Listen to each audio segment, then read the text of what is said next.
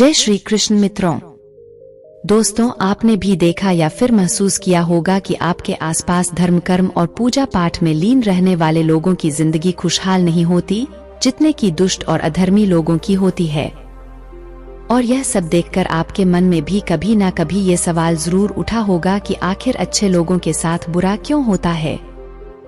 परंतु आज के अधिकतर जनमानस इस रहस्य के बारे में नहीं जानते, जिसका सबसे बड़ा कारण है कि वे धर्म ग्रंथों को सही से पढ़ते नहीं या फिर उसमें लिखी बातों पर विश्वास नहीं करते।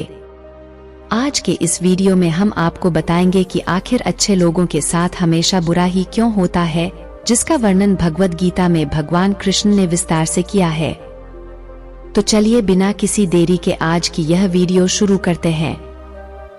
धर्म ग्रंथों में भागवत गीता एक ऐसा धर्म ग्रंथ है जिसमें मनुष्य के मन में उठने वाले हर प्रश्न का हल विस्तार से बताया गया है। भागवत गीता में वर्णित कथा के अनुसार अर्जुन के मन में जब भी कोई दुविधा उत्पन्न होती थी, वह उसके समाधान के लिए श्री कृष्ण के पास पहुंच जाते थे। दोस्तों, वीडियो में आगे बढ़ने से पहले आप लोगों से निवेदन है कि यदि आपने हमारे YouTube चैनल शिवानी वॉइस को अभी तक सब्सक्राइब नहीं किया है तो सब्सक्राइब कर ले और वीडियो को एक लाइक करके कमेंट में जय श्री नारायण लिखकर प्रभु को अपना आभार व्यक्त करें। तो दोस्तों, देरी न करते हुए वीडियो में आगे बढ़ते हैं। एक दिन की बात है, अर्जुन भगवान श्री कृष्ण के पास आए और उनसे बोले, हे वासुदेव, मुझे एक दुविधा ने घेर रखा है और इसका समाधान आप ही बता सकते हैं।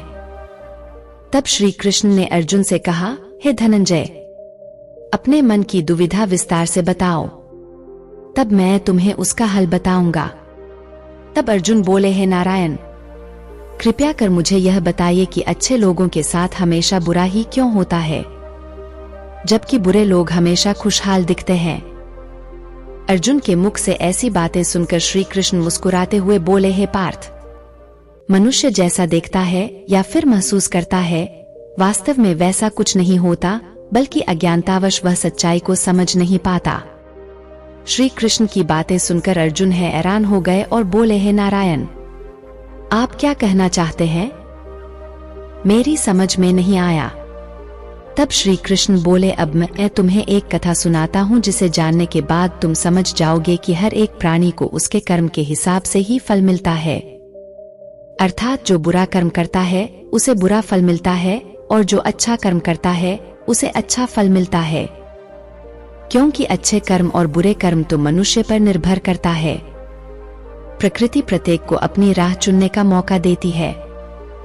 अब इसका फैसला करना कि वह किस राह पर चलना चाहता है, यह व्यक्ति विशेष की इच्छा पर निर्भर करता है। फिर कथा सुनाते हुए श्री कृष्ण बोले, बहुत समय पहले की बात है। एक नगर में दो पुरुष रहा करते थे। उनमें से एक पुरुष व्यापारी था जिसके लिए अपने जीवन में धर्म और नीति की बहुत महत्ता थी। वह पूजा पाठ और भगवान की भक्ति में बहुत विश्वास करता था। चाहे कुछ भी हो जाए, वह रोज मंदिर जाना नहीं भूलता, नहीं दान धर्म के कार्य में किसी प्रकार की कमी रखता था। कुछ भी हो जाए, वह नित्य भगवान की पूजा अर्चना किया करता था। वहीं दूसरी ओर उसी नगर का दूसरा पुरुष पहले से बिल्कुल ही विपरीत था। वह प्रतिदिन मंदिर तो जाया करता था, परंतु पूजा पाठ के उद्देश्य से नहीं, बल्कि मंदिर के बाहर से चप्पल और धन चुराने के लिए उसे दान, धर्म, न्याय, नीति किसी से कुछ लेना देना नहीं था। इतना ही कि वह मंदिर जाकर वहां चोरी किया करता था। इसी तरह समय बीतता गया और एक दिन उस नगर में जोर की बारिश हो रही थी, जिसकी वजह से उस दिन नगर के मंदिर में पंडित के अलावा कोई नहीं था। यह बात जब दूसरे पुरुष को पता चली तो उसके मन में ख्याल आया, अभी सही मौका है मंदिर के धन को चुराने का, और वह बारिश में ही मंदिर पहुंच गया। मंदिर पहुंचकर उस वृद्ध व्यक्ति ने पंडित से नजर बचाते हुए मंदिर में मौजूद सारे धन जेवरात चुरा लिए और बड़ी प्रसन्नता से वहां से निकल गया। उसी समय धर्म कर्म में विश्वास करने वाला व्यापारी भी मंदिर पहुंचा और भगवान के दर्शन किए।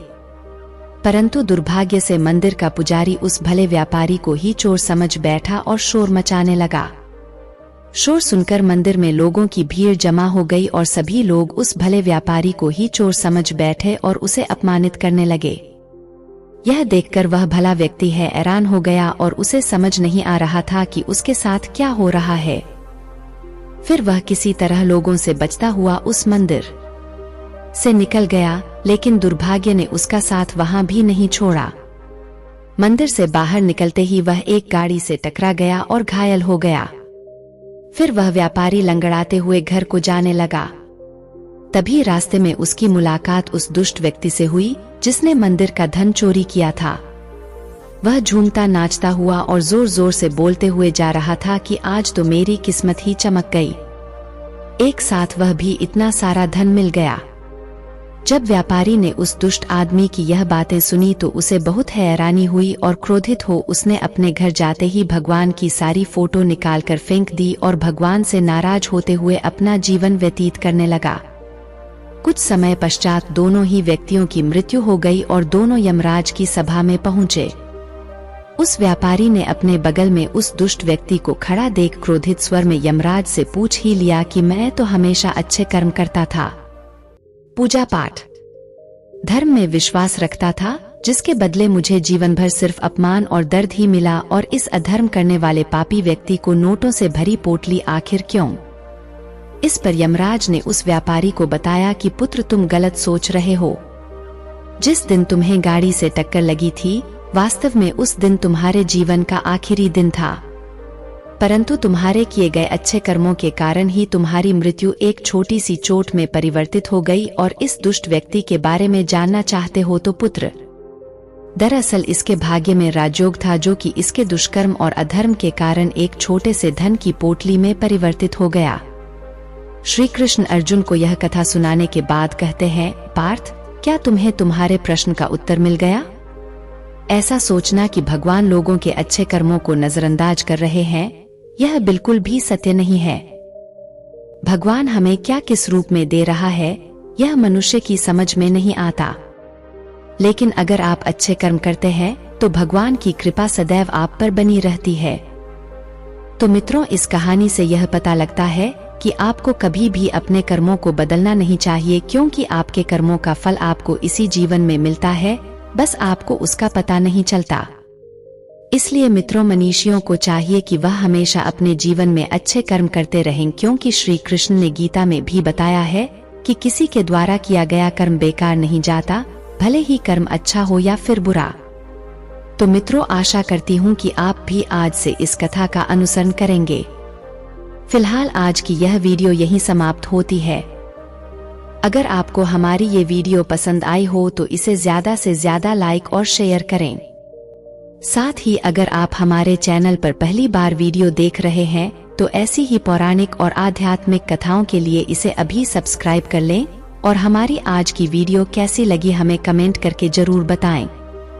मित्रों, वीडियो को पूरा देखने के लिए बहुत बहुत धन्यवाद। जय श्री कृष्ण।